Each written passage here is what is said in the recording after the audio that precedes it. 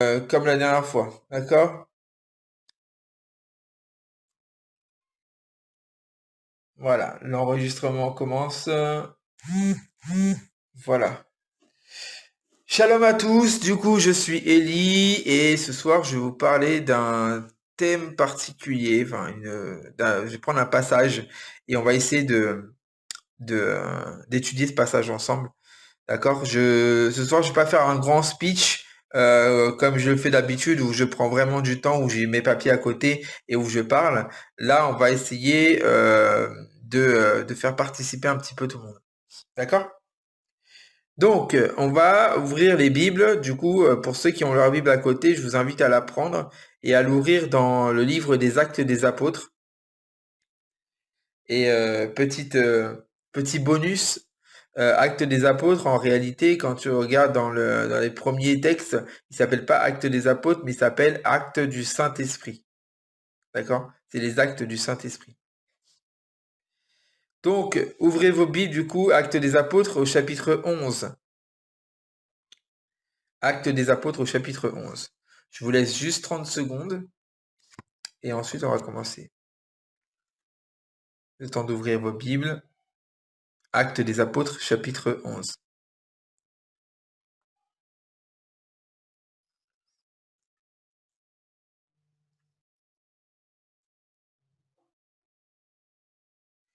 Et on va lire les versets 1 à 18. Actes des Apôtres, chapitre 11, des versets 1 à 18. Donc je vais faire la lecture et ensuite après on va pouvoir partager dessus, d'accord? Les émissaires et les frères qui étaient en Yehuda apprirent que les Goïms avaient reçu la parole de Dieu. Mais quand Képha monta à Yerushalayim, les membres du groupe des circoncis le critiquèrent en disant: Tu es entré chez des hommes incirconcis et tu as même mangé avec eux.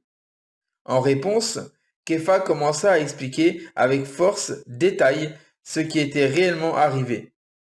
J'étais dans la ville de Yafo, en train de prier, lorsqu'en extase, j'eus une vision.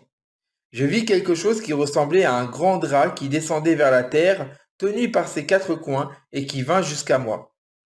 Je regardai à l'intérieur, et je vis toutes sortes d'animaux quadrupèdes, des bêtes sauvages, des créatures qui rampent et des oiseaux sauvages.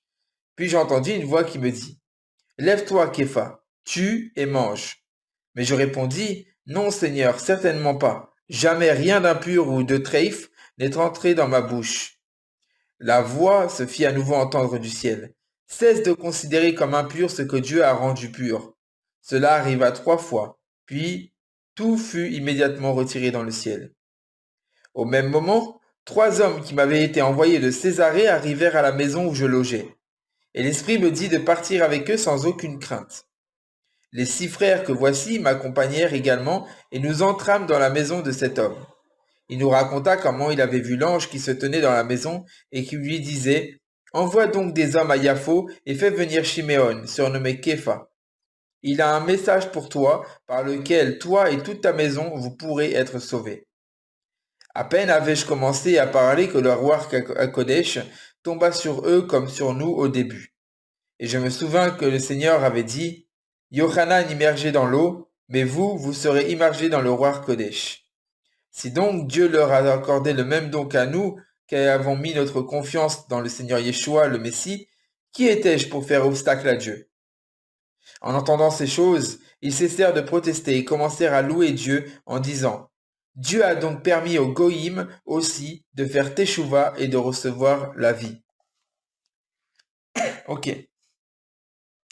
Alors, dans ce passage, on voit que il y avait des Juifs qui étaient arrivés auprès de Pierre et qui lui disaient, enfin, qui le critiquaient parce qu'en fait, Pierre avait mangé avec des païens.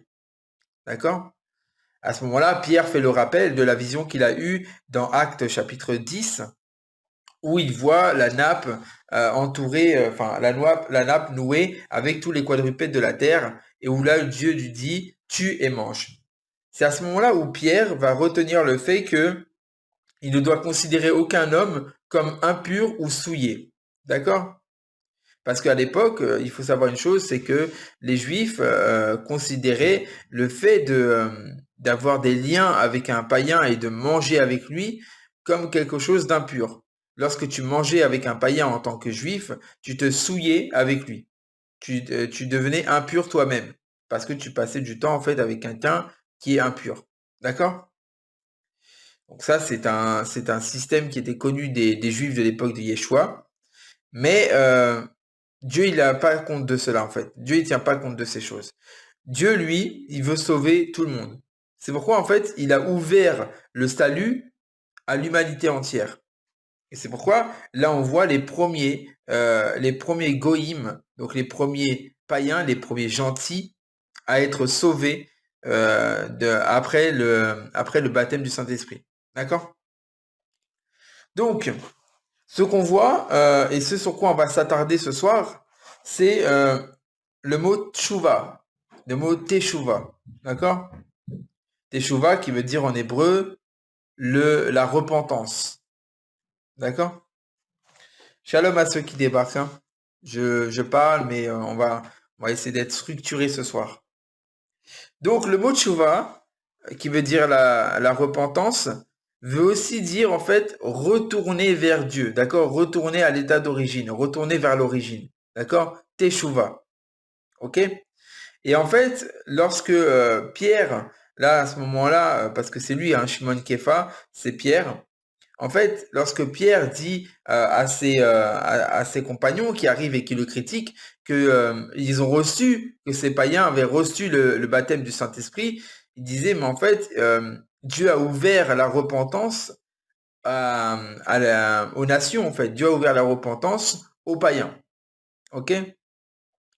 Donc, Yeshua, quand il est venu, il a offert le salut à tous ceux qui croiraient en lui, comme il écrit dans Jean chapitre 3, verset 16, me semble-t-il, où il dit « Quiconque croira en lui aura la vie éternelle », ou plutôt a la vie éternelle, c'est-à-dire c'est un présent.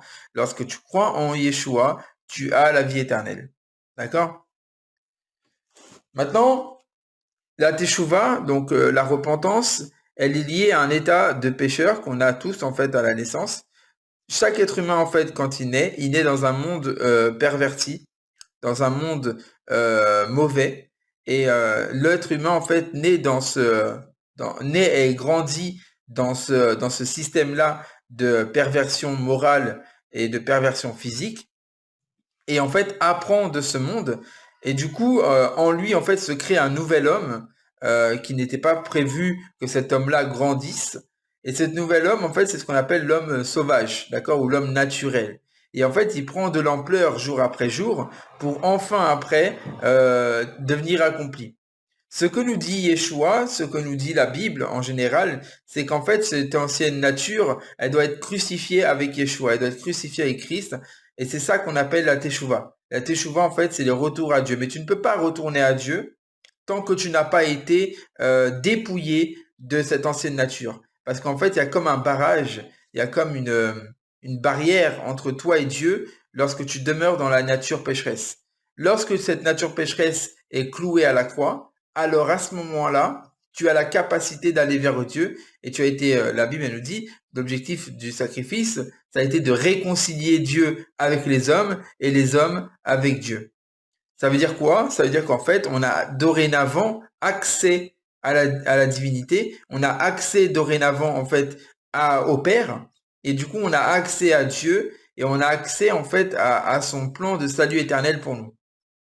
Et c'est ça en fait qu'il est marqué en fait quand il dit que les païens peuvent maintenant faire tchouva, ils peuvent maintenant se repentir. C'est-à-dire qu'en fait avant ils ne pouvaient pas se repentir parce qu'en fait il y avait cette nature qui les empêchait de se repentir. Et dorénavant maintenant que Yeshua est mort à la croix, Yeshua a ouvert la possibilité, la possibilité de la repentance. Dire qu'en fait, la repentance, c'est un esprit qu'on reçoit aussi. D'accord? C'est un don de Dieu. Et en fait, cette repentance-là, elle ne peut agir réellement et pleinement qu'à partir du moment où elle est accompagnée d'un dépouillement total de soi-même. C'est pour ça que Paul dira, ce n'est plus moi qui vis, mais Christ qui vit au travers de moi, ou Christ qui vit en moi. Ok? Et lorsque Christ vit en toi ou au travers de toi, alors du coup, tu ne manifestes plus cette ancienne nature, mais tu vas manifester une nouvelle nature que Dieu va te donner. C'est la nature divine, cette nature en fait que tu reçois, qu'on appelle le nouvel homme. D'accord? Ou qu'on appelle encore d'autres choses dans la parole de Dieu. Shalom Eliakim. Tout à fait, c'est ça, renoncer à soi-même. Il n'y a pas de repentance sans renoncement. D'accord? Il n'y a pas de repentance sans renoncement. C'est-à-dire qu'en fait, euh, se repentir, c'est renoncer. D'accord? Se repentir, c'est renoncer en fait à nos désirs. C'est renoncer à nos passions. D'accord? C'est renoncer à notre chair. D'accord? Laisser son ancienne vie derrière soi. Exactement, c'est tout à fait ça. En fait, lorsqu'on parle du principe de Teshuvah, Teshuvah, ça veut dire aller vers Dieu, c'est-à-dire retourner à Dieu. D'accord? Teshuvah, retourner à Dieu. Et lorsque tu comprends que la Teshuvah, c'est retourner à Dieu, tu comprends que Dieu, lui, qui est saint, ne peut pas accepter autre chose que la sainteté auprès de lui. Donc, du coup, il y a deux possibilités. Soit tu acceptes que Dieu euh, veuille de la sainteté uniquement auprès de lui, exclusivement, c'est-à-dire que de la sainteté, et à ce moment-là, tu ne peux pas en fait avancer tout seul, c'est-à-dire que tu vas mettre ta confiance en Yeshua, ou soit tu vas penser que par toi-même tu es capable de faire les choses, et là en fait tu ne vas pas pouvoir te repentir, faire une réelle teshuva, d'accord, faire une réelle repentance, parce que la repentance c'est renoncer à soi-même, effectivement, la repentance c'est retourner à Dieu, et donc, du coup, il faut comprendre que il y a une structure derrière qui dit que si tu veux retourner à Dieu, forcément, tu vas devoir passer par l'étape de s'adapter aux standards de l'Éternel. D'accord? Tu ne peux pas retourner à Dieu, tu ne peux pas avoir une véritable repentance sans changement. D'accord? C'est là notre deuxième point. C'est-à-dire qu'en fait, il y a ce premier point qui est que nous sommes des êtres pécheurs et que nous avons besoin de la repentance. Et là, on voit que dans ce passage, Acte chapitre 11 qu'on vient de lire, il y a la repentance, la teshuva qui a été ouverte aux nations, qui a été ouverte aux goïms, aux païens, aux gentils. Et du coup, finalement, cette repentance-là, elle apporte un changement, d'accord? Un changement de nature, déjà, premièrement, et après un changement dans les actes, d'accord? Une repentance réelle va produire des fruits, ok? C'est ça que nous dit la parole de Dieu. Une repentance réelle va produire du fruit. L'Église a perverti la vision de Pierre, disant qu'on peut manger des viandes impures. Alors, ouais, moi je pense que après voilà, chacun son avis. Il faut savoir une chose, c'est qu'effectivement, il y a des passages dans la Bible qui peuvent porter en fait à confusion par rapport aux nourritures, à ce qu'on peut manger ou ce qu'on ne peut pas manger. Moi, j'estime qu'on ne peut pas invoquer la vision de Pierre pour dire qu'on a le droit de manger des mets impurs. Voilà. On n'a pas le droit de manger de viande impure. En tout cas, de ce qu'on en voit dans la vision de Pierre, ce n'est pas une excuse. Enfin, en tout cas, ce n'est pas une autorisation, parce que Pierre lui-même va expliquer sa vision par la suite en disant que Dieu, en fait, a montré que les païens et les gens du monde, en fait, ne doivent pas être considérés comme impurs. D'accord? Heureusement qu'il y a eu des disciples des apôtres. Ouais, il y a eu des disciples des apôtres. Mais pourquoi tu dis ça, Nicolas? Dans quel objectif est-ce que tu nous apportes cette phrase? Donc on ne peut pas manger de porc, par exemple. Alors, ma pensée personnelle, c'est que la Torah est réelle et que Yeshua n'est venu que pour nous confirmer la Torah. D'accord? Donc ça veut dire qu'en fait, si Dieu a déclaré un certain animal impur, alors attention, impur ça veut pas dire mauvais, ça veut juste dire qu'il ne doit pas être mangé, c'est-à-dire qu'il sert à quelque chose, tout ce que Dieu a créé est utile, il sert à quelque chose, mais il ne sert pas à être consommé. D'accord? Moi, je considère par exemple que le porc, effectivement, n'est pas un animal qui se consomme. Tout simplement parce qu'en fait, déjà, la Bible me le dit, mais aussi, je le vois même scientifiquement, que il y a certains animaux, lorsque tu les manges, ben, vont produire en fait en toi des maladies, des choses comme ça. Moi, je sais que par exemple, vis-à-vis du porc, n'importe quel médecin te dira, si jamais tu veux vieillir bien, il faut la charcuterie évite quoi. Voilà, la charcuterie évite, entre guillemets, le porc évite. Donc si tu peux éviter le porc tout de suite et t'en abstenir définitivement dès maintenant, tant mieux, fais-le. Mais la parole de Dieu, elle nous l'a dit bien avant que les médecins le découvrent. Tu vois ce que je veux dire? Donc, il n'y a pas que ça, hein, il y en a plusieurs des animaux, hein. On voit souvent vers le porc, mais il n'y a pas que le porc, hein. Il y a d'autres animaux encore qui sont donnés par Dieu comme étant impurs et comme n'étant pas bons pour notre corps. Moi, ce que je vois par exemple, tu sais, je mets souvent cette relation. Tu sais, euh, il n'y a pas marqué dans la Bible que fumer c'est interdit. D'accord? Il n'y a pas marqué nulle part, il y a marqué que fumer c'est interdit. Pourtant, tous les chrétiens que tu pourras voir vont te dire fumer c'est interdit. D'accord? Et on va dire par exemple fumer c'est interdit parce que ça crée des maladies. D'accord? Et ils vont te dire, mais par contre, le porc, moi, je ne pense pas que ce soit mauvais. Sauf qu'en fait, si Dieu l'a donné, c'est qu'il y a une raison. Après, je vais répondre à la question de la conservation du porc. En fait, il y a cette notion-là de savoir qu'en fait, on est le temple du Saint-Esprit, mais que en tant que temple du Saint-Esprit, on doit se préserver, tu vois. C'est-à-dire que la question du porc n'est pas salutaire. D'accord? C'est pas parce que tu manges du porc que tu n'es plus sauvé. C'est pas parce que tu manges des crustacés que tu n'es plus sauvé. C'est pas parce que tu manges tel ou tel animal qui est considéré dans la parole de Dieu comme impur que tu n'es plus sauvé. Par contre, tu risques d'écourter tes jours sur cette terre. Tu risques d'écourter tes jours sur cette terre parce qu'en fait, tu vas te créer des maladies qui ne sont pas... et en fait, tu ne pourras pas dire à Dieu, oui, mais là, c'est Satan qui m'attaque. Non, en fait, c'est juste toi qui as une mauvaise hygiène de vie. Quand on parle d'hygiène de vie, on parle de la nourriture, on parle aussi de tout ce qui est sanitaire, mais aussi de la nourriture. D'accord? Donc, Dieu, il a donné ses standards pour nous permettre de vivre correctement. Alors après, je sais qu'aujourd'hui, il est difficile de manger sainement. Très difficile de manger sainement. Tu vas dans n'importe quel hypermarché, les viandes, c'est du grand n'importe quoi. Moi, j'en mange, tu vois, mais je sais très bien que dans l'idéal, il faudrait que je m'en abstienne, mais j'en mange parce que voilà, c'est la seule nourriture que je peux me mettre sous la dent. Mais je sais très bien que c'est quelque chose de mauvais. D'accord? Alors, le thème ce soir, bah en fait, j'étais parti sur la teshuva, mais là on est en train de défier, mais bon, le Seigneur fait les choses, hein. Moi, je me laisse guider, je veux pas m'imbriquer dans une boîte et me dire que je vais rester dedans. Je me laisse guider par le Seigneur et on va parler de ce que le Seigneur veut qu'on parle. Alors, par rapport à la conservation du porc, du coup, euh, la conservation du porc, effectivement, il y a un problème de conservation à l'époque de la Torah, à l'époque du Tanakh en général, et à l'époque des apôtres.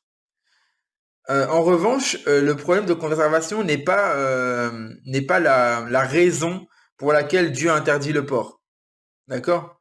Ce n'est pas la raison pour laquelle Dieu interdit le porc. Moi, ce que je te conseille, voilà, je vais plutôt commencer comme ça. Ce que je te conseille, c'est d'aller voir le taux de, je crois que ça appelle ça le pH, d'accord? Le taux de pH par animal, et tu verras qu'en fait tous les animaux qui sont considérés comme impurs à la consommation dans la Torah sont des animaux qui en fait ont un faible pH. Et en fait, un faible pH, c'est-à-dire un faible taux d'élimination des toxines. Et en fait, comme ils ont un faible taux d'élimination des toxines, c'est-à-dire que lorsque tu les tues pour les manger, et ben en fait, il y a toutes les toxines qui sont encore présentes dans la viande, même si tu la conserves. D'accord? Question hors sujet, tu as appris tout cela dans ta Bible ou tu fais des études de théologie? Alors, je fais pas d'études de théologie, j'aurais bien aimé, mais il n'y a aucune qui me convient par rapport à ma foi. Je lis dans la Bible et puis j'essaye de me laisser guider par le Saint-Esprit. Après, je suis pas tout seul, hein. J'ai des personnes autour de moi qui m'aident à comprendre certaines choses, qui en ont parlé certainement même avant moi. Et moi, je reprends certaines choses et puis je rajoute aussi ma pierre à l'édifice et je transmets ce que je pense avoir compris. Après, comme je vous le dis à chaque fois, c'est que ce que moi je sais, euh, c'est pas forcément ce que vous savez. Moi, je viens pas remettre en question ce que vous savez. Voilà, après, c'est chacun avance avec l'Éternel enfin, à sa marche personnelle avec le Seigneur.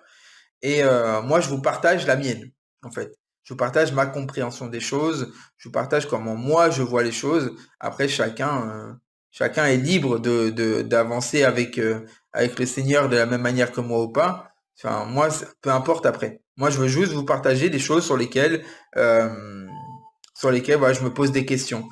Et là, voilà, par exemple, la question du porc, tout ça, c'est des questions que je me suis posées au début de ma foi. Euh, et sur lesquels j'ai analysé les versets de la majorité chrétienne qui en parlaient, parce que j'étais dans l'église chrétienne évangélique à l'époque. Et en fait, à ce moment-là, en fait, bah, j'analysais les versets et je n'ai trouvé aucun verset en fait qui est clair et explicite, qui dit que maintenant on a le droit de manger ce qui est considéré comme impur dans la parole de Dieu. Yeshua a dit rien de ce qui rentre dans votre bouche n'est impur, mais ce qui sort de votre bouche peut vous souiller. Ouais, ouais, je sais ça. Seulement, en fait, tu sais, mon frère ou ma sœur, je sais pas exactement qui tu es, je te connais pas. euh, Dans la parole de Dieu, en fait, il y a des contextes. On peut pas prendre un verset et l'isoler de son contexte. Et en fait, lorsqu'on prend le contexte de ce passage, il n'est pas fait référence ni il n'est pas fait question de viande impure ou de viande pure. Il est fait question en réalité d'une tradition orale qui a été placée au-dessus de la loi de Dieu, qui s'appelle le lavage des mains. En hébreu, on appelle ça le netilat yadayim. Et en fait, qui est une tradition d'homme qui a été placé au-dessus de la loi de Dieu. Et Yeshua est en train de leur dire non, c'est pas parce que vous n'êtes pas lavé les mains que c'est dire que vous allez être souillés. Tu vois, c'est ça en fait que le Seigneur nous dit. Il dit c'est pas parce que vous n'êtes pas lavé les mains que ça vous souille. En fait, il s'agit en fait d'un rituel de lavage des mains. Mais alors dans ce cas, Jésus n'a rien accompli si on doit toujours accomplir la loi. Bah non, mais regarde. En fait, le truc de se dire Jésus a accompli la loi pour que nous n'ayons plus à l'accomplir, c'est assez pervers parce qu'en fait, on nous dit que le péché, c'est la transgression de la loi. Ça, c'est dans alors, il y en a plusieurs qui en parlent, hein. Jean en parle, Paul en parle aussi. Le péché, c'est la transgression de la loi. Donc, à partir du moment où tu veux ne plus pécher, tu dois suivre la loi. Ça va de soi, en fait. Si tu veux ne plus pécher, tu dois suivre la loi. Donc, si tu te dis Jésus a accompli la loi, donc je ne dois plus l'accomplir, en fait, tu es en train de dire, bah, Jésus, lui, il a accompli la loi, mais moi, je peux continuer à pécher. Tu vois? Non, si tu ne veux plus pécher, eh ben, tu dois t'adapter à ce qui est marqué dans la loi. Accomplir, en fait, ce qu'il faut comprendre, c'est que le terme accomplir, il a été compris comme maintenant, ça y est, c'est fini. Non. Accomplir, ça veut juste dire, en fait, que euh, il a rendu complet, il a rendu le véritable sens de la Torah. Comme par exemple quand il écrit. Vous avez entendu dire qu'il a été dit œil pour œil, dent pour dent, mais moi je vous dis, etc., etc., etc. Est-ce que certains savent ce que ça veut dire œil pour œil, dent pour dent? Est-ce que je peux avoir des réponses? Si quelqu'un sait, qu'est-ce que ça veut dire œil pour œil, dent pour dent selon la Torah? Pas selon les hommes, mais selon la Torah. C'est-à-dire quoi alors quand Jésus a dit je ne suis pas venu pour abolir, pour accomplir? Justement, on va en parler. Normalement, dans une autre époque, nous étions des feuilletés non carnivores. Ouais, on mangeait des fruits et on mangeait bah, toute herbe verte. La loi du talion, rendre le mal par le mal, accomplir les prophéties là concernant. Alors, œil pour œil, dent pour dent, bien souvent on le comprend comme tu m'as crevé un œil, je te crève un œil. Genre, c'est la vengeance. D'accord? C'est la vengeance. En fait, œil pour œil, dent pour dent, selon les hommes, eh ben, c'est une vengeance. Mais selon la parole de Dieu, ce n'est pas ça du tout. Mais alors, pas du tout. Les hommes ont compris. C'est pour ça qu'il a dit, Yeshua disait, vous avez entendu dire qu'il a été dit œil pour œil, dent pour dent. Vous avez entendu. D'accord? Ça ne veut pas dire que c'est la Torah qui parle. Il n'a pas dit, la loi dit œil pour œil, dent pour dent. Il a dit, vous avez entendu qu'il a été dit œil pour œil, dent pour dent. Mais qu'est-ce que ça veut dire selon les hommes, œil pour œil, dent pour dent? Ça veut dire en fait ce que tu as fait, ce que tu m'as fait comme mal, je te le fais en retour. Œil pour œil, dent pour dent. Or, selon la Torah, œil pour œil, dent pour dent n'a pas du tout cette signification.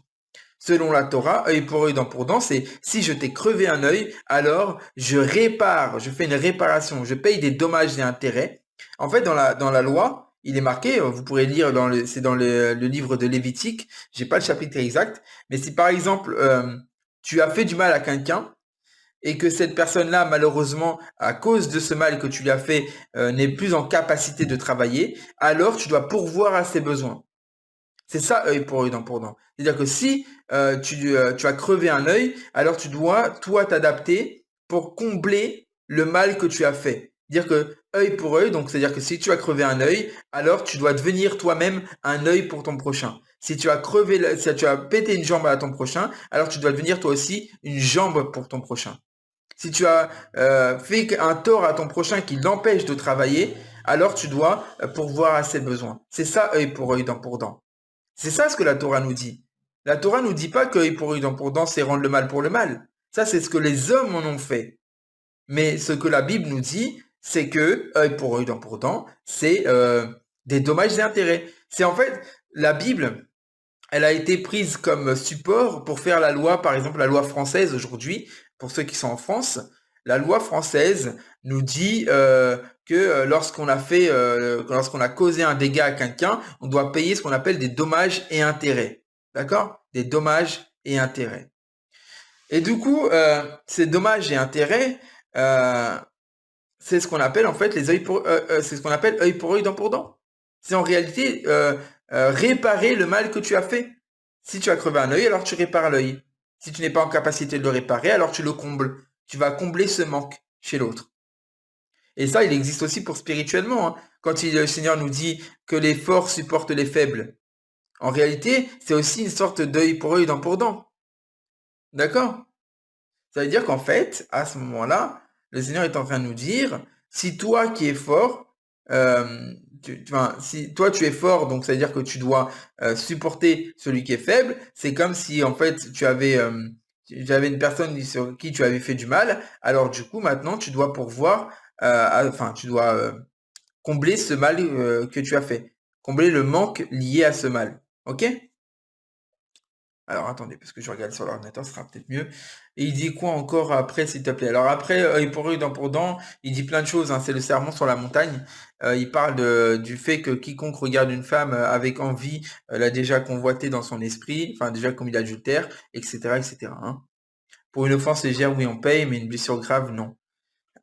Alors selon la Torah, il y a effectivement une sentence de mort lorsqu'il y a une mort. Mais là, je parle pas exactement de ça, d'accord? Je parle de se venger d'un mal qu'on nous a fait, d'accord? C'est de ça dont fait référence Yeshua, ok? Yeshua, quand il parle de œil pour œil, dent pour dent, il fait référence en fait aux offenses légères, comme tu dis, ok?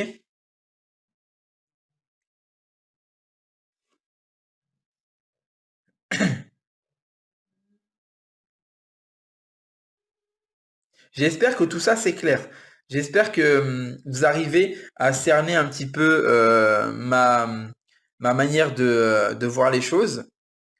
Donc, dans ta vision des choses, Jésus a donné la grâce ou non? Oui, Jésus, il est venu avec la grâce. Mais la grâce, elle existait avant Yeshua. D'accord? La grâce, elle existait avant Yeshua. D'ailleurs, Abraham, il a été sauvé par grâce. David, il invoquait constamment la grâce de Dieu. En fait, la grâce n'est pas venue par Yeshua, entre guillemets. Elle est venue par Yeshua dans le sens où Yeshua a révélé le sens véritable de la grâce. Dire qu'en fait, Yeshua, en nous révélant l'état, parce qu'en fait, regardez, je vais vous faire un exemple simple.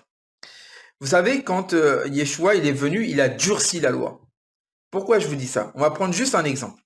Vous savez, l'adultère. Voilà. Moïse, quand il a donné la loi sur l'adultère, il a dit,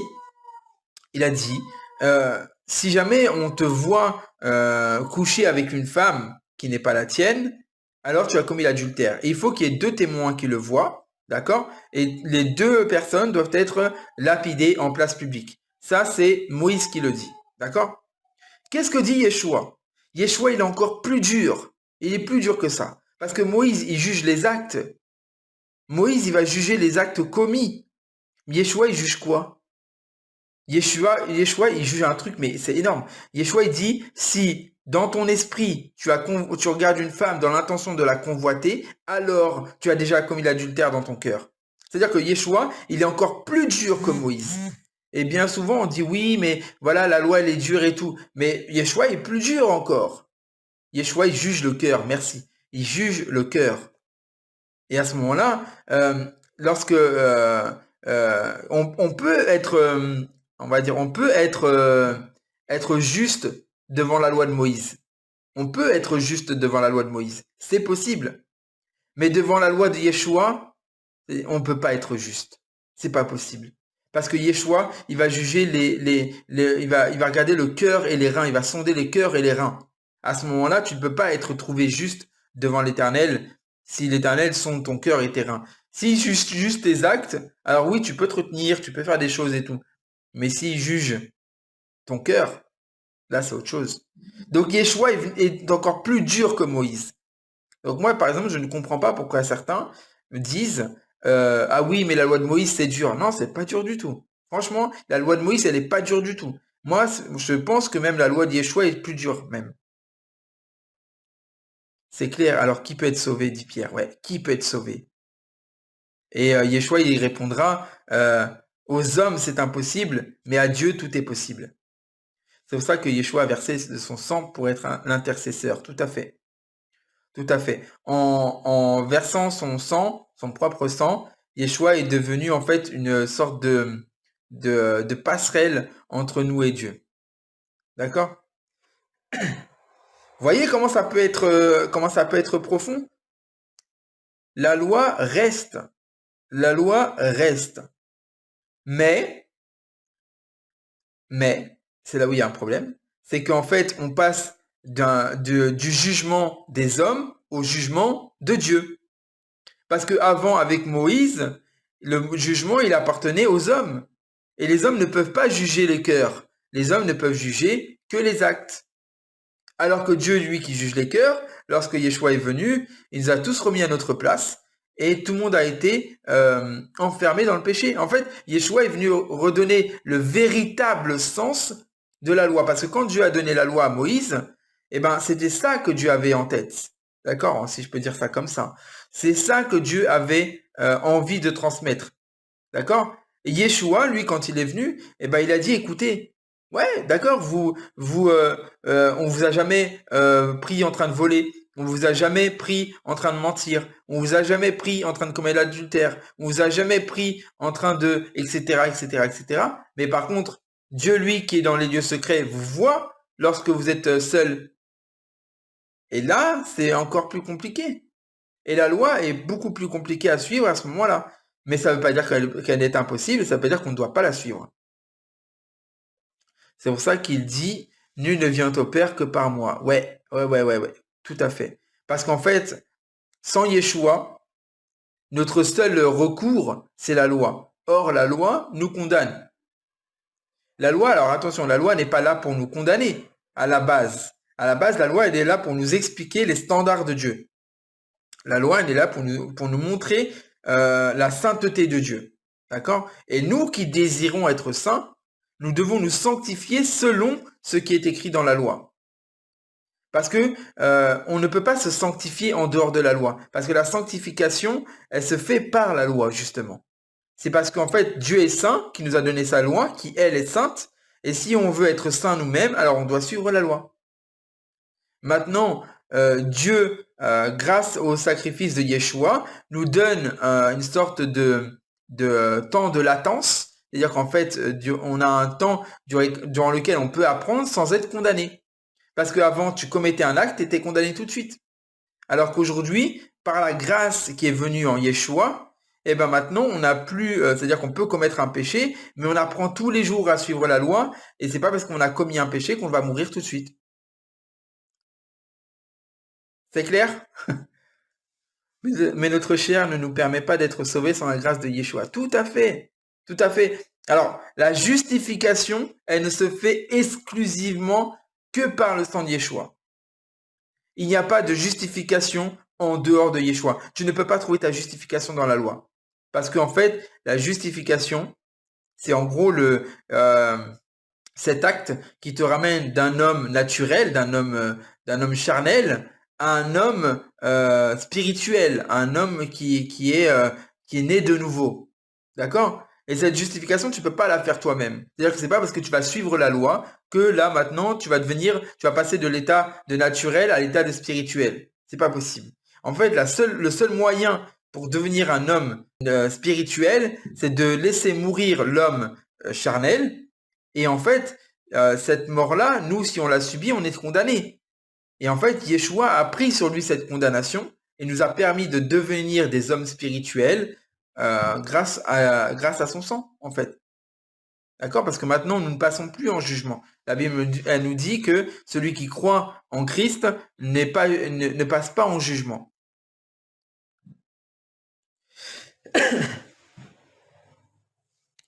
Après, ce que je vous dis là, c'est des mois et des mois d'études. Hein. C'est pas juste quelque chose qu'on apprend comme ça. Hein.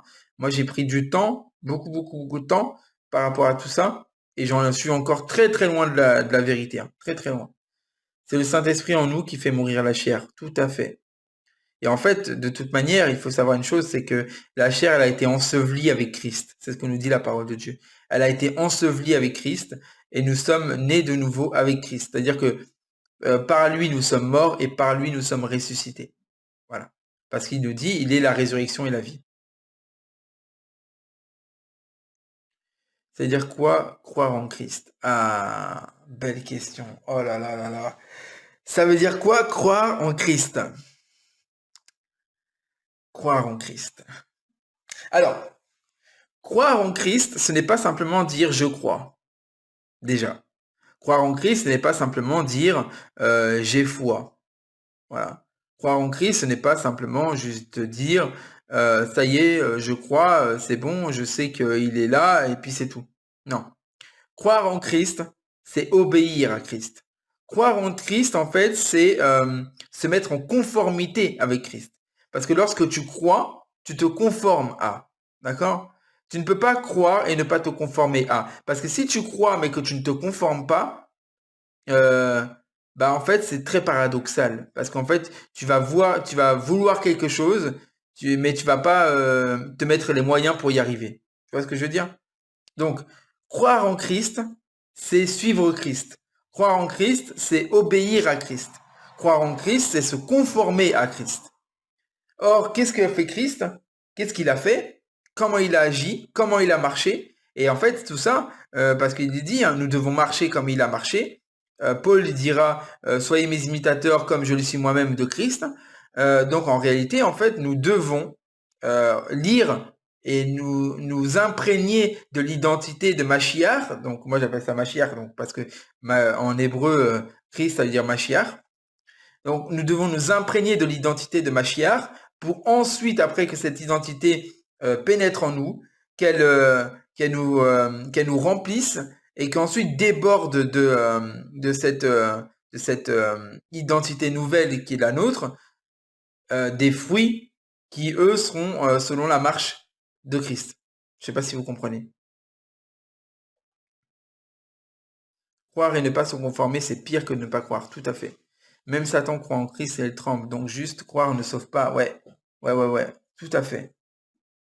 Ou du moins faire de son mieux pour se conformer. Ouais. Alors, tu sais, moi, cette Tib, je vais te dire une phrase qui m'a toujours suivi. C'est un grand rabbin qui l'a dit et franchement, elle me suit encore aujourd'hui et vraiment, c'est une phrase qui pour moi me touche. Et si jamais vous avez de quoi noter, notez-la parce elle est précieuse, moi, je trouve. Cette phrase, elle dit, là où tu es, donc à l'endroit où tu es, là où tu es, fais le pas que tu peux. D'accord? Là où tu es, fais le pas que tu peux. Ça veut dire quoi ça? C'est-à-dire qu'en fait, il y a des pas qu'on ne peut pas faire actuellement parce qu'en fait, on n'est pas encore assez mature pour les faire. Dieu le sait et Dieu ne nous en veut pas qu'on ne fasse pas ces pas-là parce qu'il sait très bien qu'on n'en est pas capable. Mais par contre, ce que Dieu attend de nous, c'est que là où nous soyons, nous fassions le pas que nous pouvons faire. C'est ça qu'il attend de nous. Parce qu'en fait, lorsque tu fais le pas que tu peux, eh ben Dieu, lui, va t'aider.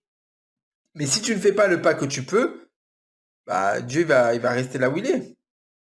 Et moi, j'aime beaucoup une phrase de mon grand frère Eliakim. Alors, je sais pas s'il est encore là, mais il dit, si jamais tu veux, enfin, si jamais tu te mets à 20%, Dieu sera à 20% avec toi. Si jamais tu te mets à 50%, Dieu il sera à 50% avec toi. Si jamais tu te mets à 100%, Dieu sera à 100% avec toi. En fait, Dieu, il va s'adapter à la mesure que tu lui laisses. Et ça, je remercie mon frère Eliakim. Donc, si tu es là, merci à toi, parce que c'est quelque chose que j'ai appris. Merci. Euh, Dieu va s'adapter à la mesure que tu lui laisses. Donc, toujours, lorsque tu mets Dieu en avant, Dieu va faire des choses pour toi, forcément. Dieu ne peut pas rester insensible à ce que toi, tu accomplis dans ta vie. C'est-à-dire que lorsque tu es à un endroit, que tu fais un pas, peu importe, hein, tu fais un petit pas, même un pas que tu peux faire, et ben là, Dieu va faire tout le reste à ta place. C'est pour ça qu'en fait, moi, je pense que si Yeshua accomplit la loi, il nous appelle à la suivre aussi, mais pour ce qu'on est incapable de suivre, il l'a accompli pour nous. D'accord? Yeshua a accompli ce dont on serait incapable de suivre. C'est-à-dire qu'en fait, si au bout de ta vie, tu n'as pas été conforme à toute la Torah, mais que Dieu a vu que tu as été conforme à ce que tu pouvais être conforme, alors l'accomplissement que Yeshua a eu dans sa vie, c'est ça que Dieu va voir en toi. C'est-à-dire que pour tout ce que toi, tu n'as pas pu faire parce que tu n'étais pas en capacité de le faire, eh ben, Yeshua l'a fait pour toi.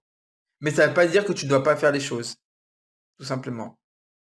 Tu sais, quand on est petit, quand on est bébé, nos parents, ils nous donnent à manger avec la cuillère, mais au bout d'un moment, il faut apprendre à manger soi-même. C'est-à-dire qu'en fait, les enfants, ils, ils ont, ils sont, comment dire, euh, ils sont accompagnés par leurs parents pour manger, mais au bout d'un moment, il faut quand même qu'ils apprennent par soi-même, par eux-mêmes à manger. Voilà, tout simplement. Toi, tu as combien de pourcents? Franchement, je pourrais pas te dire à combien de pourcents, et puis même si je te disais un nombre, ça serait peut-être même trop orgueilleux de ma part. Euh, j'ai mon avis dessus, parce que voilà, je sais qui je suis, et je sais que voilà, j'ai beaucoup de défauts et que j'ai beaucoup de choses à travailler en moi. Donc je sais très bien voilà à peu près à quel niveau je me situe. En tout cas, je peux te dire une chose, c'est que je suis pas au niveau que je voudrais. Voilà. Je pense que l'homme obéit à la loi de Dieu, sauf les criminels et les adultères. Alors, la loi de Dieu, tout dépend ce que tu appelles la loi de Dieu. Si pour toi, la loi de Dieu, c'est les 10 commandements, il y en a au moins un qui est désobéi par une grande majorité de personnes. C'est le quatrième commandement qui est le Shabbat. Et après, il y a trois autres commandements qui sont avant le Shabbat, que un homme simple, sans Yeshua, et en tout cas qui ne croit pas en Dieu, ne peut pas suivre parce qu'en fait, ces commandements-là disent que je suis l'Éternel ton Dieu qui t'ai fait sortir du pays d'Égypte, de la maison de servitude. Tu n'auras pas d'autre Dieu devant mes faces. Tu ne te feras pas d'image taillée, etc., etc. Et ça, c'est les païens ne peuvent pas suivre ça parce que ça voudrait dire qu'ils reconnaissent Dieu. Je sais pas si je suis clair dans ce que je vous dis. N'hésitez pas à me faire des retours, à poser des questions ce soir. Je pense que ce sera surtout ça. On est parti vraiment sur la Teshuvah et je pense on essaye d'avancer ensemble. J'ai pas envie d'avancer tout seul.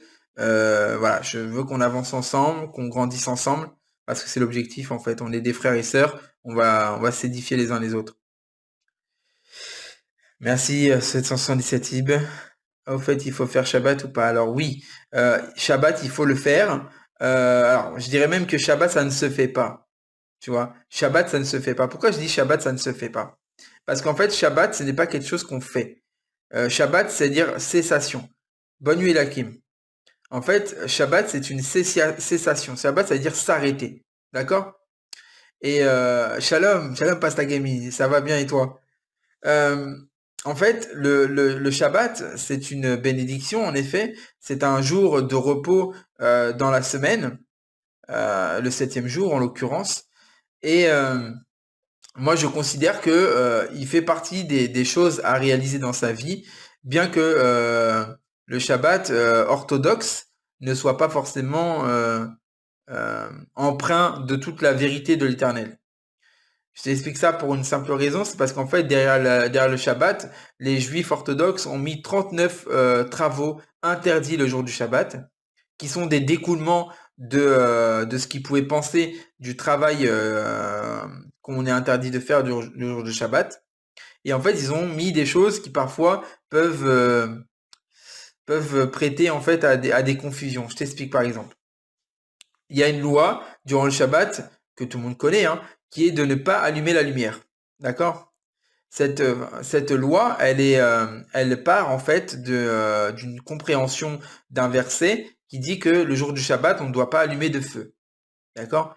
Donc, la Bible nous dit que le jour du Shabbat, on ne doit pas allumer de feu. Qu'est-ce que les rabbinim, donc les rabbins d'Israël, ont compris de ce verset? Ils ont compris qu'en fait, comme le feu, il est parti d'une étincelle, et comme l'électricité, c'est une étincelle, et donc du coup, que lorsqu'on appuie sur un interrupteur, il y a une étincelle qui provoque un allumage d'une lumière, alors c'est comme si on faisait du feu. Sauf qu'en fait, pourquoi est-ce que l'Éternel a dit qu'il ne fallait pas faire du feu? C'est parce qu'en fait, à l'époque, pour faire du feu, il fallait aller couper un arbre, préparer le bois. Ensuite, après, il fallait travailler pour allumer le feu. On n'avait pas de briquet à l'époque et on n'avait pas d'interrupteur. Aujourd'hui, allumer une lumière, c'est juste un bouton, c'est pas un travail. Tu ne fais pas d'effort quand tu appuies sur un bouton. C'est pour ça que moi, par exemple, je pense que la loi qui dit qu'on ne doit pas allumer la lumière le jour du Shabbat, moi, je ne la suis pas parce que j'estime que allumer une lumière, ce n'est pas un travail. Voilà. Il y a d'autres lois encore comme ça hein, qui sont comprises et qui sont un petit peu abusées, on va dire. D'accord? Moi aussi, ça me fait plaisir de te voir, Pasta. Donc, il y a le jour de Shabbat chrétien, c'est dimanche. Alors, on peut dire ça. On peut dire ça, sauf qu'en fait, la Bible nous dit clairement que Shabbat, c'est le 7e jour. D'accord? Shabbat, c'est le 7e jour. Donc, si Shabbat, c'est le 7e jour, tous les chrétiens sont d'accord pour dire que le dimanche, c'est le premier jour. Pas le 7e, mais c'est le premier jour. Dimanche, c'est le premier jour de la semaine. Donc, si dimanche est le premier jour, alors samedi est le 7e. Donc, c'est-à-dire que Shabbat doit se faire samedi. D'accord? Et tu fais du vendredi soir au samedi. Ouais, tout à fait. Tout à fait. Je fais du vendredi soir au samedi. Là, par exemple, là, demain soir, on va ouvrir Shabbat. On dit on va accueillir Shabbat. D'accord? On appelle ça accueillir Shabbat parce qu'en fait, Shabbat, dans la tradition juive, c'est l'époux. D'accord? On dit Shabbat, c'est l'époux. Donc, on accueille Shabbat. D'accord? Non, dimanche le 7e jour. Non, non, pas dimanche le 7e jour. La Bible même dit que le premier jour, c'est dimanche. La Bible le dit. Alors, il faudra que je retrouve le verset peut-être. Mais la Bible dit que le premier jour, c'est le dimanche. D'accord? Donc, si le premier jour, c'est le dimanche, alors le samedi, c'est le 7e. Il faut faire comme les raves. Comme les raves, je ne pense pas. Moi, je pense que... Alors, je vais t'expliquer quelque chose. C'est que moi, je fais un Shabbat selon la Bible. Bien sûr, après, il est empreint de tradition juive derrière, mais que je colle à Yeshua. Par exemple, durant le Shabbat, moi, personnellement, avec ma famille, on a un pain un pain tressé qu'on appelle une challah, d'accord? Et en fait, ce pain tressé représente le pain du ciel. Et ensuite, durant le Shabbat aussi, on prend une coupe de fruits de la vigne. En l'occurrence, à la maison, vu qu'on a des enfants, on prend du jus de raisin. Mais il y a aussi des gens qui le font avec du vin. Et normalement, il faut le faire avec du vin. Mais voilà, comme j'ai des enfants, je le fais avec du jus de raisin. Et en fait, ça nous rapproche en fait de la pensée de Yeshua lui-même, qui nous dit que chaque fois qu'on prend du pain et qu'on boit de la coupe, alors on se rappelle et on proclame sa venue jusqu'à son retour. Voilà. Donc du coup, le Shabbat, moi, je le fais avec la révélation de Yeshua. D'accord? Je ne le fais pas dans une tradition juive. Je le fais avec la pensée en Yeshua. C'est-à-dire que chaque chose sont empreintes de Yeshua. Notamment, par exemple, le jour du Shabbat, le soir, lorsqu'on rentre dans le Shabbat, on met 2 bougies. Et ces 2 bougies, on les met l'une en face de l'autre. Et en fait, elles forment comme si c'était une porte avec les 2 linteaux. Et en fait, lorsque nous, on allume, on dit que voilà, il y a une bougie qui concerne Dieu et une bougie qui nous concerne nous. Et en fait, cette lumière qui est en Yeshua, cette lumière qui est en Dieu, c'est Yeshua, et cette lumière qui est en nous, c'est Yeshua. Donc, lorsqu'on allume les 2 bougies, on se connecte à Dieu. C'est des symboliques. Ça ne veut pas dire on va adorer ces choses-là, mais c'est des symboliques. D'accord? Alors, Vlad Adam, moi je ne parle pas forcément de la pensée du monde. En tout cas, selon la Bible, le septième jour, c'est le samedi. Selon la Bible. Maintenant, après, si toi tu le vis avec le calendrier grégorien et tu penses que le septième jour, c'est le dimanche, oui, pourquoi pas. Mais en tout cas, moi, de ce que j'en vois dans la Bible, c'est que le samedi, c'est bien le Shabbat. C'est bien le septième jour. D'ailleurs, en espagnol, on dit sabado. Donc, sabado, sabbat. Puis la dernière fois, j'avais fait la démonstration avec plusieurs langues où, où en fait, toutes les langues, en fait, ont donné, en fait, un nom similaire à Shabbat pour le samedi. D'accord? Relis mes deux messages dans le haut, frère. Tes deux messages. Les témoignages sont toujours édifiants. Et ensuite, ton deuxième message. Non.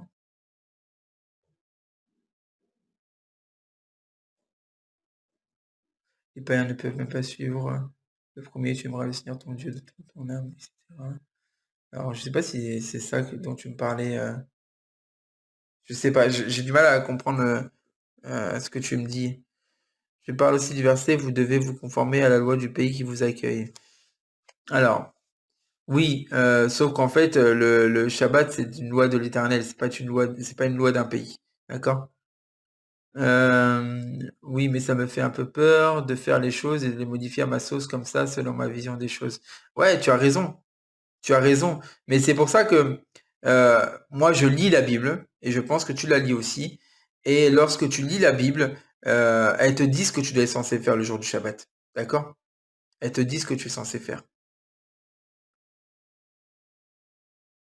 Juste avant, les témoignages sont édifiants. Est-ce que tu peux me le réécrire, s'il te plaît, mon frère? Parce que j'ai du mal avec mon ordinateur à côté et là, j'ai pas forcément envie de bouger parce que mon téléphone, il est bien calé. Donc, est-ce que tu peux me le réécrire, s'il te plaît? Là, promis, je te le lis. Donc, comme en France, le septième jour, c'est dimanche. Donc, le Shabbat, ici, c'est dimanche. Non.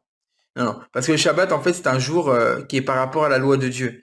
En fait, la loi de Dieu, elle est dans un royaume. D'accord? Il y a un royaume de Dieu et le royaume de Dieu, il a des lois. Et en fait, ces lois-là, elles te disent que le Shabbat, c'est le samedi.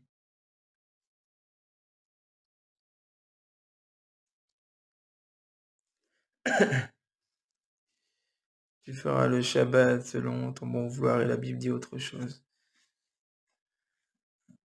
Ah, c'est Shabbat pour le peuple de Dieu. En fait, à partir du moment où tu fais partie du peuple de Dieu, effectivement, ben, tu es censé respecter le même Shabbat que le peuple de Dieu, tout simplement.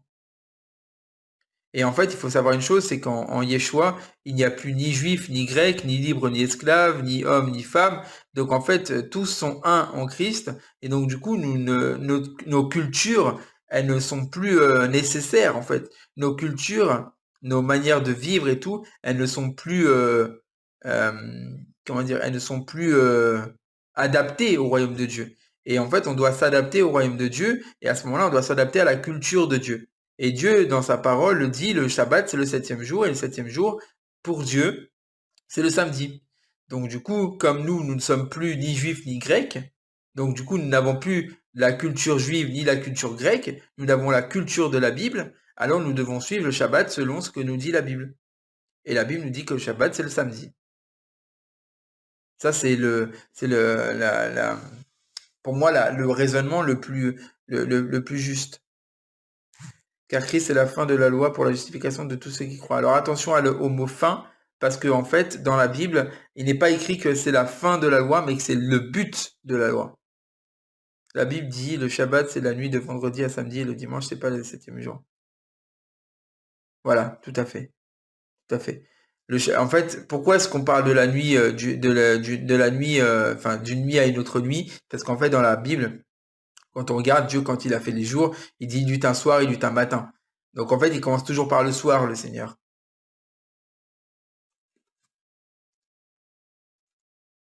Ça va? On avance un petit peu. Moi, je pense que voilà, ce soir, c'est des questions. Je tarde pas trop non plus. Je vous avais dit 22h30, 23h. Après voilà, on se laisse guider par le Saint-Esprit, donc voilà. Seulement voilà, moi j'ai beaucoup de choses à faire demain, donc je vais pas trop tarder non plus. Mais je suis encore là, donc on peut encore avancer ensemble.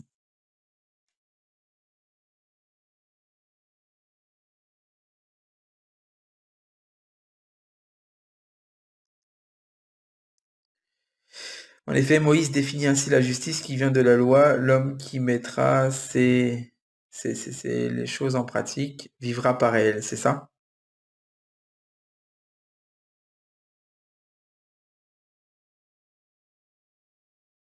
Normalement, c'est ça la fin du verset. Alors, repentir le baptême. Mais qu'est-ce que tu veux dire, Gwenola?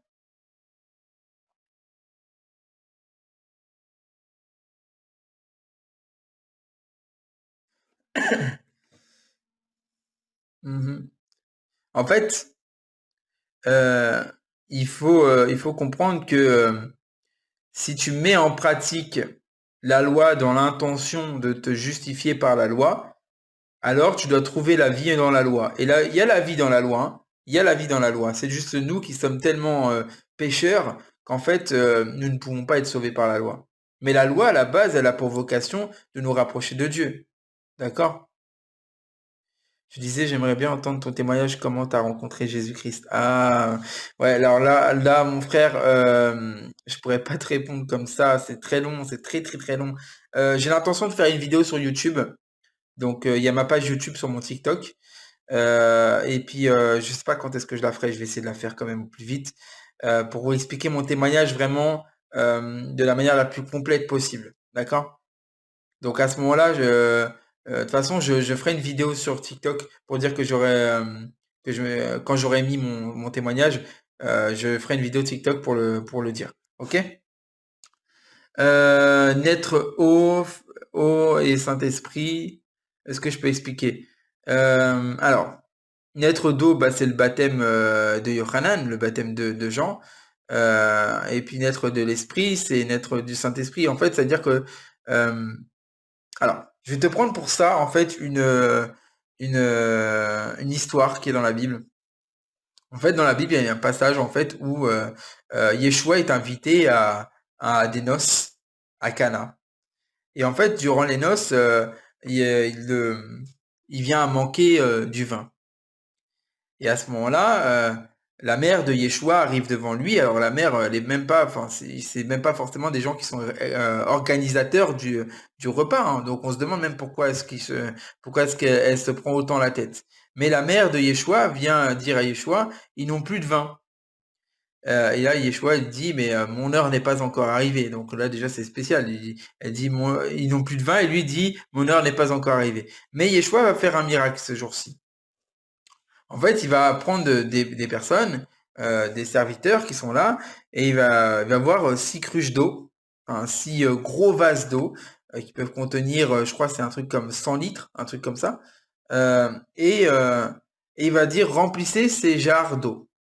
D'accord? Remplissez ces jarres d'eau. L'eau, c'est la parole. D'accord? Remplissez ces jarres d'eau. Donc là, déjà, on voit que l'objectif premier, c'est de se remplir d'eau. D'accord? Se remplir d'eau, d'être immergé dans l'eau. C'est-à-dire qu'en fait, quand les vases sont remplis, on nous dit même que dans certaines versions, il est marqué même que les vases étaient remplis à ras-bord. D'accord? Les jarres étaient remplies à ras-bord. C'est-à-dire qu'en fait, elles étaient prêtes à déborder. OK?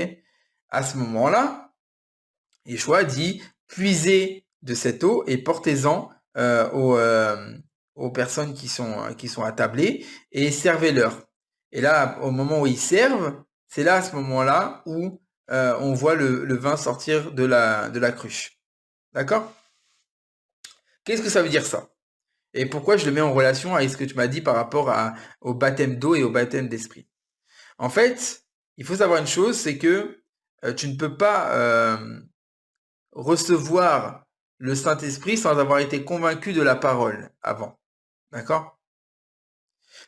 En fait, lorsque tu as reçu la parole de Dieu et que tu t'en es rempli, à ce moment-là, lorsque tu vas commencer à servir, l'Esprit va se manifester. D'accord? Ce qu'on appelle le vin, c'est l'Esprit. D'accord? Je ne sais pas si tu perçois ça dans le passage, mais le vin, c'est l'esprit. L'eau, c'est la parole, et le vin, c'est l'esprit. D'accord? Comme, comme le sang d'Yeshua, il est aussi considéré comme l'esprit. D'accord? Je ne sais pas si tu vois un peu le truc. Donc, au moment où Yeshua va demander à ces serviteurs-là de remplir les jarres à ras-bord, en fait, il est en train de leur dire, remplissez de la parole. C'est-à-dire qu'en fait, immergez-vous. D'accord? Immergez-vous dans la parole. Lorsqu'ils vont prendre la cruche et qu'ils vont prendre de cette eau et qu'ils vont la servir, en réalité, là, ils sont en train de dire que cette parole-là va porter du fruit. C'est ça, le baptême du Saint-Esprit. C'est cette parole-là qui est en toi qui va produire du fruit. Parce que l'esprit, le baptême du Saint-Esprit, il ne se réalise que dans le fait qu'on porte du fruit. C'est-à-dire que si tu ne portes pas du fruit, tu ne peux pas dire que tu as eu le baptême du Saint-Esprit. Le baptême du Saint-Esprit va porter du fruit. Et il va porter du fruit dans quoi? Dans le service. C'est au moment où il est servi qu'il porte du fruit. Je dis ça parce que le septième jour n'est défini comme samedi ou dimanche à la création, d'où ma thèse. Alors oui, à la création dans le livre de Bereshit, donc de Genèse, il n'est pas marqué samedi. Mais parce que les Juifs ont un système de comptage qui est assez spécial. En fait, dans la Genèse, on nous parle il y a 2 jours qui ont un nom. 2 jours qui ont un nom. Tous les jours après, ils n'ont pas de nom. En fait, les 2 jours qui ont un nom, c'est le premier jour. Le premier jour qui s'appelle le Yom Erad. Et Yom Erad, ça ne veut pas dire le jour 1 ou le premier jour. En fait, premier jour, ça se dirait Yom Arishon. Ça, c'est le premier jour. Yom Arishon, le premier jour. Mais là, dans le passage en hébreu, il n'est pas marqué Yom Arishon. Il est marqué Yom Erad. Et Erad, c'est-à-dire unique. C'est-à-dire qu'en fait, le premier jour, c'est ce qu'on appelle le jour de l'unicité. D'accord? Après, on a le jour 2, enfin le deuxième jour, troisième jour, quatrième jour, cinquième jour, sixième jour. Et après, on a un septième jour qui lui aussi a un nom. Et en fait, ce septième jour, son nom, c'est Shabbat. Donc maintenant, est-ce que, selon la loi, selon la Torah, le septième jour est bien le samedi? Ça, tu ne peux en être sûr qu'en lisant la Bible au total. Et moi, par exemple, quand je regarde toute la Bible, eh ben, je me rends compte qu'effectivement, le Shabbat ne peut être que le samedi. Parce qu'en fait, la Bible, même dans les Actes des Apôtres, nous dit que le dimanche est le premier jour. Donc, si le dimanche est le premier jour pour les apôtres, c'est-à-dire que le samedi, pour les apôtres, c'était le septième jour. Et les apôtres, ils ont un passif de juifs, et donc du coup, ils savent quel est le septième jour. Ils l'ont toujours observé, le Shabbat. Donc du coup, ils savent quel est le septième jour, et eux l'ont transmis aussi.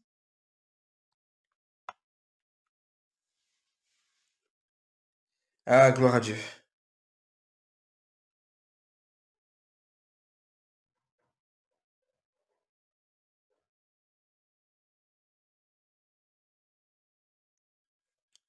J'espère que ça vous va hein, comme partage. Moi, en tout cas, ça m'édifie, ça me fait plaisir de partager ces choses-là. Puis, vous savez, lorsque quelqu'un va prêcher la parole de Dieu, quand quelqu'un va parler de la parole de Dieu, il faut pas penser que cette personne-là, en fait, va enseigner et ne se laisse pas enseigner. C'est-à-dire qu'en fait, par exemple, moi, là, je vous parle, et pendant que je vous parle, eh ben, j'ai des images qui me viennent dans mon cœur. J'ai des images qui me viennent dans l'esprit et qui m'aident à vous expliquer les choses et qui m'aident à moi aussi comprendre peut-être des choses que je n'ai même pas compris ou que je n'ai même pas eu que je n'ai pas eu comme dimension.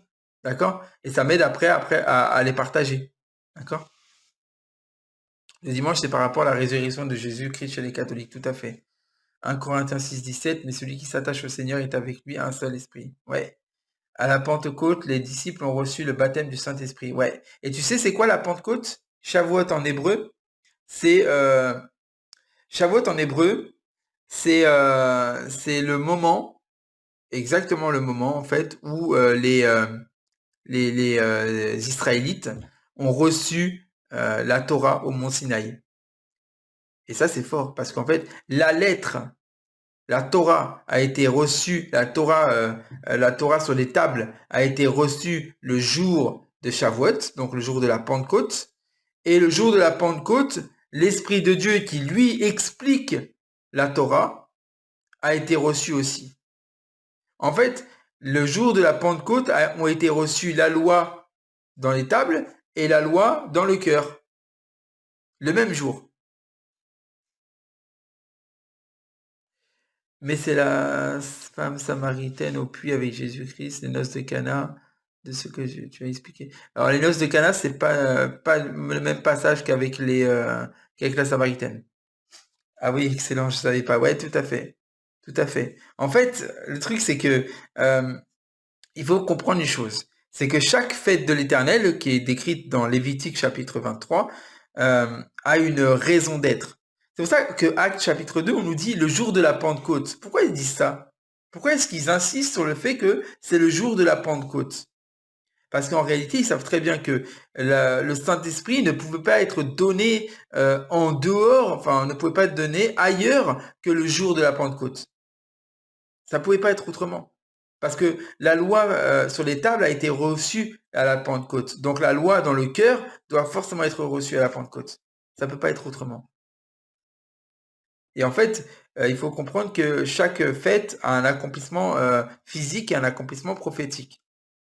Il y a 7 fêtes de l'Éternel. 7 fêtes tout au long de l'année. Et en fait, ces 7 fêtes, elles ont un accomplissement physique et un accomplissement spirituel. Et je dirais même qu'elles ont un double accomplissement physique, parce qu'en fait, on voit par exemple que Pessah, la Pâque, on l'a vu, c'est la sortie d'Égypte, mais Pessah, c'est aussi la sortie de la maison de servitude, donc la maison du péché, en Yeshua. C'est-à-dire qu'en fait, Yeshua qui est mort à la Pâque, en réalité, nous démontre qu'en fait, à la Pâque, nous sommes nous aussi morts à cette ancienne nature et nous sommes sortis de la maison de servitude. C'est pour ça qu'il dit que Pessah, il dit c'est moi l'Éternel votre Dieu qui vous ai fait sortir du pays d'Égypte et de la maison de la servitude. Le pays d'Égypte, c'est en référence à l'esclavage en Égypte, et la maison de servitude, c'est la maison du péché. C'est le péché en fait que l'on vit constamment.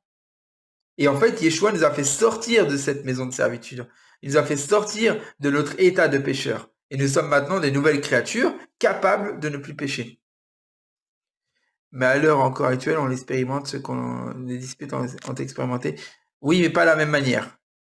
Moi, j'estime que les dons de l'esprit, notamment, sont encore actuels. Est-ce qu'on doit fêter Pâques pour Yeshua?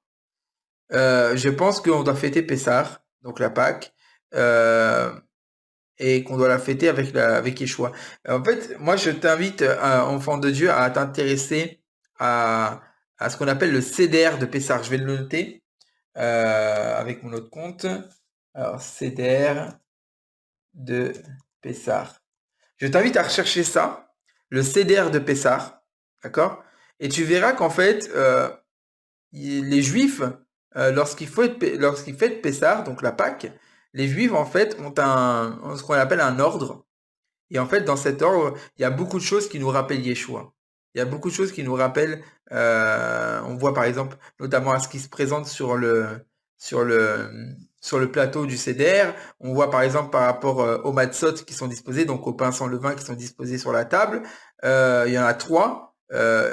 Une pour le Père, une pour le Fils et une pour le Saint-Esprit. Celle du milieu, elle est cassée, elle est cachée et elle est retrouvée, comme Yeshua qui a été brisé, qui maintenant est caché et qui va être retrouvé à la fin.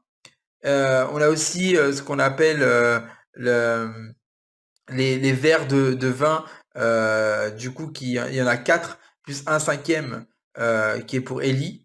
Donc les 4 verres de vin ont une signification aussi. Enfin voilà, toutes sortes de choses. Et ça, je t'invite à le chercher parce que ça a une grande importance. Vraiment. Mais toi, tu te considères comme juif messianique ou comme chrétien? Simple curiosité. Ni l'un ni l'autre.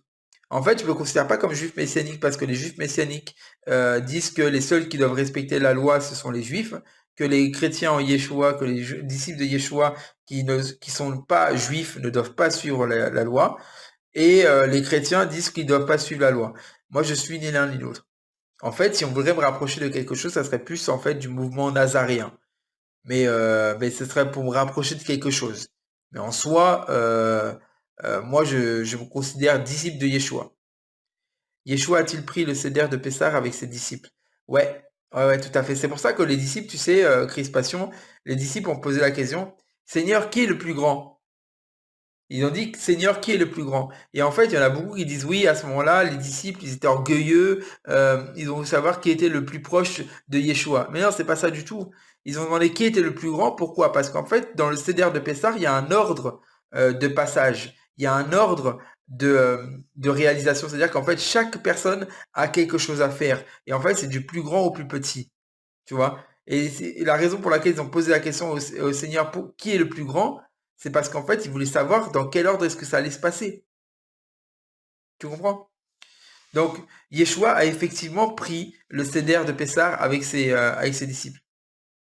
Après, il l'a pris à sa manière, hein, à la manière des Juifs de l'époque. Et puis, de toute façon, dans le Seder de Pessah, on voit clairement il y a cette matzah qui est brisée. Et cette matzah brisée, c'est Yeshua. Faut pas oublier qu'ils étaient juifs. Ouais. Ouais, ouais, ils étaient juifs, donc ils suivaient forcément le Seder de Pessah. D'ailleurs, on a retrouvé dans les rouleaux des grottes de Qumran, donc dans les manuscrits de Qumran, on a retrouvé le Seder en entier de comment il était suivi à l'époque de Yeshua. Je vous invite à chercher vraiment Seder de Pessah Qumran et vous verrez il y a des choses importantes là-dedans. Très très intéressant.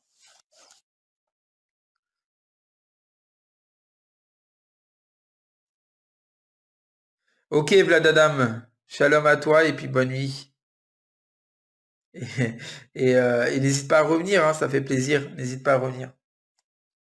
Alors, tu pourras pas le trouver, tu pourras pas le trouver, comment dire, en version française, mais tu pourras trouver des gens qui parlent des manuscrits de Qumran et du Seder de Pessah en particulier, qui a été retrouvé.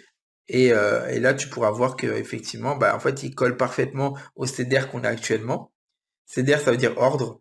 Et tu verras, enfin, c'est tout simplement génial. Il y a des choses énormes.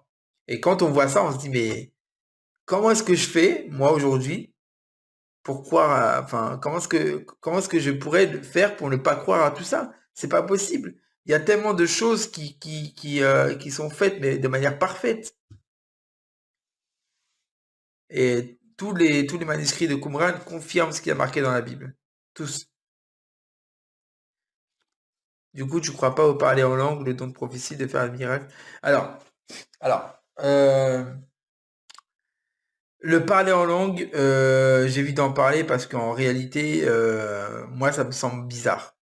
Voilà. Je dis ça honnêtement, sans vouloir manquer de respect à qui que ce soit. Pour moi, le parler en langue, là, entre glossolalie et xénoglossie, j'ai du mal, je vous avoue. Glossolalie, c'est des baba baba baba, et la xénoglossie, c'est parler plusieurs langues, en fait. Après, le don de prophétie, j'y crois, hein, il est encore là aujourd'hui. De faire des miracles, il est encore là aujourd'hui. Et même moi, quand j'évangélisais dans la rue à l'époque, alors bien sûr là, le Seigneur m'a un petit peu repris par rapport à beaucoup de choses, mais j'évangélisais dans la rue et ça m'arrivait de prier pour les gens et qu'ils soient guéris. Donc je crois encore au don de guérison. Il y en a encore des guérisons, hein. Voilà. Rêve Tov. Si c'est pas indiscret, je pose la question pour m'orienter aussi. Ouais, tu fais baptiser tes enfants si tu en as, ou alors le feras-tu? Alors, je ne fais pas baptiser mes enfants parce que mes enfants feront leur choix lorsqu'ils seront en tout état de conscience. La seule chose que j'ai faite pour mes enfants, notamment c'est surtout pour les garçons, ils ont reçu la circoncision au 8e jour. Je prends pas mal, t'inquiète, c'est juste que dans ma famille, on l'expérimente souvent. D'accord, ok. Bah moi, j'ai pas je peux pas en parler en fait parce que je peux parler que des choses que je connais, donc car n'ayant pas vraiment d'église à laquelle se référencer, c'est compliqué. Ouais, tout à fait. T'as raison, c'est dur, hein. Même moi là aujourd'hui, pour trouver une église sur lesquelles, du moins qui se rapproche un petit peu de ma foi, c'est compliqué. Pour moi, je pense que le parler en langue, c'est parler de vraie langue. Ouais, ouais, ouais. Bah c'est ce que je pense aussi. Maintenant, est-ce qu'il y a autre chose? Je sais pas. Moi, je sais pas. Je peux pas en parler puisque, comme je vous ai dit, je ne parle pas de ce que je ne connais pas. Je connais parce qu'il y a des choses dans la Bible et puis j'ai des connaissances chrétiens qui expérimentent ce genre de choses. Donc voilà. Mais moi-même n'ayant pas étudié le parler en langue selon la Bible, je ne peux pas en parler. Je ne veux pas en parler sans connaissance. Après, voilà, moi c'est mon objectif, hein. Je veux vraiment mettre en avant les choses que je sais. Langue et au pluriel, mais je ne connais pas assez. Ouais, mais je me méfie du parler en langue pentecostiste. D'accord, ok.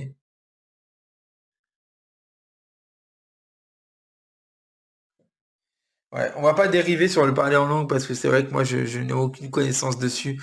Et puis je vais pas tarder, il est 23 heures d'ailleurs. On est à 1h15 d'enregistrement. Peur de faire baptiser mes enfants dans une église qui perpétue une foi qui ne me correspond pas. Ouais, je te comprends, je te comprends. Mais ils ont quel âge tes enfants, sans indiscrétion? Ouais, je sais que moi je suis ouvert aux questions, hein, mais quand voilà, quand j'en ai aucune connaissance, enfin quand j'ai pas étudié un sujet, j'en parle pas, voilà. J'en parle pas parce que ça me dit rien de parler de quelque chose que je ne connais pas, quoi. Shalom, crispation, et puis bah écoute, merci à toi d'avoir été présent. Et puis bonne nuit à toi et n'hésite pas à repasser quand tu peux et quand je suis en live, hein. Voilà. Je prends encore quelques questions, s'il y en a. Et puis ensuite, après, je vais couper le live. Ça aurait été très court ce soir. D'habitude, on en est à 3 4 heures. Là, on est à 1 heure. Donc, baptisé par une église qui ne correspond pas à ma foi actuelle. Mais est-ce que tu peux me dire, du coup, 777 cibles, est-ce que tu peux me dire quel âge ils ont tes enfants? Parce que tu me dis que tu veux faire baptiser tes enfants. Est-ce que c'est une volonté de la part de tes enfants? Est-ce qu'ils sont assez grands pour avoir la volonté de se faire baptiser? Ou bien c'est juste voilà, que tu veux faire baptiser tes enfants toi-même de ta responsabilité à toi? Merci Gwenola. Bah écoute, moi ça me fait plaisir de participer à l'édification du peuple de Dieu. C'est voilà, moi je vous apporte des choses et puis après vous prenez. Et je suis sûr que bientôt ce sera à vous de partager les choses et je serai là pour vous écouter aussi. Parce que de toute façon, on voit que chaque membre du corps est important. Donc je pense que vous aurez aussi beaucoup de choses à m'apporter.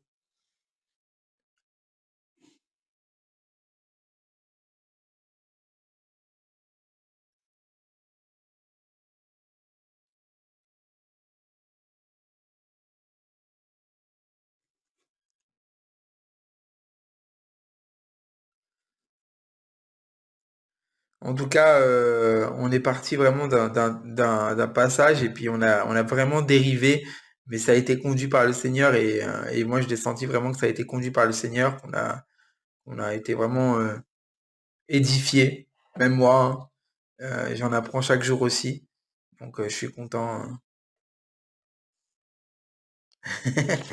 2000, 2 KGM, ouais, ouais. Bon, je suis pas à la recherche, hein. Je suis pas à la recherche des likes et tout ça, c'est pas mon intérêt, hein. Je m'en fiche en fait. Je n'ai pas encore d'enfant, mais je préfère réfléchir à ce genre de questions avant. Ah, d'accord, ok. Ok. Bon, t'as raison. C'est vrai que ça vous aide, les likes. Ça aide à la visibilité du live. Voilà.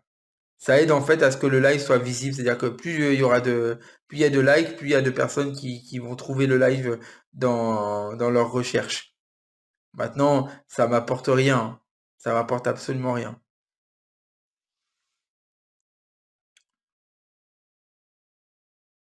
Par rapport au baptême, il faut, voilà, comme je te dis, il faut trouver une église qui soit effectivement une église qui aille dans ce nous, on a comme conviction. Après, il faut pas faire le difficile non plus parce qu'il ne te trouvera aucune église qui soit parfaite selon toutes tes convictions. Mais tu vas pouvoir trouver des églises qui s'en rapprochent. Ouais, c'est bien pour moi parce que je vois que bah, vous aimez et pour les non convertis parce qu'effectivement bah voilà ça leur permet d'apprendre à voir qu'il y a d'autres mouvements, il y a d'autres courants de pensée et pourquoi pas bah s'attacher à ça et trouver Yeshua, trouver la vérité.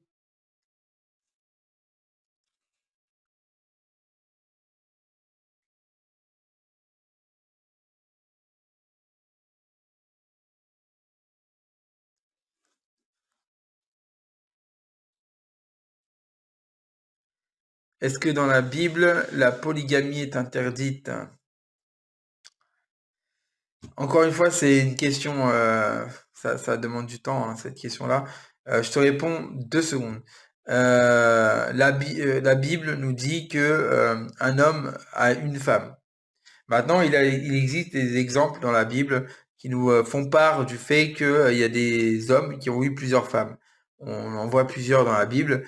Maintenant, est-ce que euh, la pratique de la polygamie par certains personnages bibliques nous, nous autorise, nous, à être polygames? Je ne pense pas. Je pense que c'est pas parce que il y a des exemples de polygamie dans la Bible que c'est-à-dire qu'on doit qu'on a l'autorisation d'être polygame aussi. Moi, j'estime qu'un homme, il y a un homme, il y a une femme. Comme, parce qu'en fait, moi, je pense que la relation qu'on a dans un couple, c'est la même relation qu'on a avec Dieu. D'accord? Donc, du coup, si tu as un Dieu, alors tu as une femme. Tu peux pas avoir un Dieu et plusieurs femmes. Tu as un Dieu, tu as une femme. Euh, Alors, est-ce qu'on peut pas faire 2 fois le baptême? Moi, je pense pas. Moi, je pense que tu peux faire 2 fois le baptême. Si tu penses que ton premier baptême n'a pas été fait avec une bonne disposition de cœur, tu peux te refaire baptiser. Tu peux te refaire baptiser. Oui, mais on sait plus si c'est le langage du démon ou de Dieu de parler en langue. Perso, quand ça m'est arrivé, j'ai douté. D'accord, ok. Moi, je n'ai pas, je ne me force pas dessus. De toute manière, même Paul, hein, il le dit, hein, que même si nous parlions la langue des anges, si nous n'avons pas l'amour, nous ne sommes rien. La base de tout, c'est l'amour. Voilà. Donc moi, je vous demande tous de rechercher l'amour et de chercher à être des véhicules de l'amour de Dieu. Je suis poussé à aller chez les évangélistes. D'accord, ok, ok.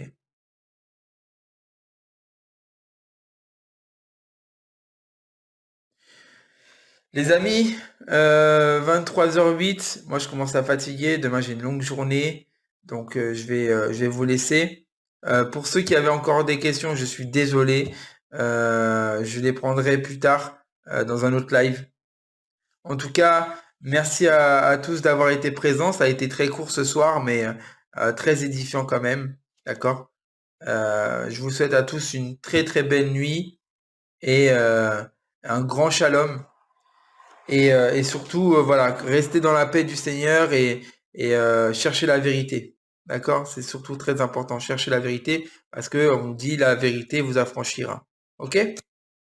Shalom à tous et puis bonne nuit. Et si jamais certains ils veulent parler en privé, y a pas de souci aussi. Prochain live, ce sera prochain live mardi prochain. Ouais, c'est ça, mardi.